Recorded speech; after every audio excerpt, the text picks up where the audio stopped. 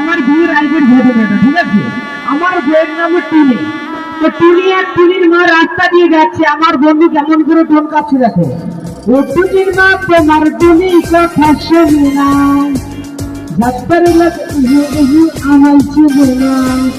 ও টুনির মা তোমার টুনির বোঝা না, মেয়েরা খুব ভালো করি ফোন ধরে না। তখন আমার নতুন শাশুড়ি ঘুরিয়ে বলছে, এই ছাড়া তুই কেটে কথাটা কে বললি? তখন আমার বন্ধু বলছে, কেন আমি বলছি কি হয়েছে? তখন আমার শাশুড়ি বলছে, ওরে ছেলে লাগিস না রে টুনির পেছনে, টুনির বাবা জানতে পারলে মারবে মাঝখানে। এদিকে লক্ষ্য করা আমার মুখের মাঝখানে, টুনির বাবা জানতে পারলে মারবে মাঝখানে। তখন আমার বন্ধু বলছে, টুনির আমি ভালোবাসি, টুনির আমি চাই, টুনির মতন একটি মেয়ে বউ বানাতে চাই। তখন আমার হবু শাশুড়ি বলছে, ছেলে তোর নেই কোনো গাড়ি, ছেলে তোর নেই কোনো বাড়ি, টুনির নিয়ে তুই কে ঘুরতে করাবি, ঘুরতে করাবি। তখন আমার বন্ধু রেগে গিয়ে কি বলছে, তুমি করে মনের ভিতরে জায়গা অনেক থাকে,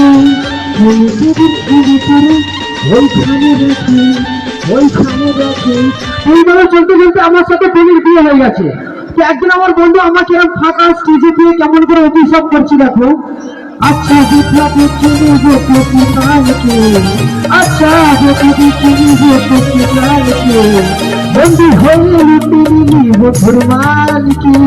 তুই বেটা এটা কি ভালো কাজ করলি, তুই বেটা এটা কি ভালো কাজ করলি, নাইলে আমি দাঁড়িয়েছিলাম রেশন তুই নষ্ট করবি পুরো চাল ডালকে, বন্ধুকে হয়ে লুটিয়ে নিব তোর মালকে।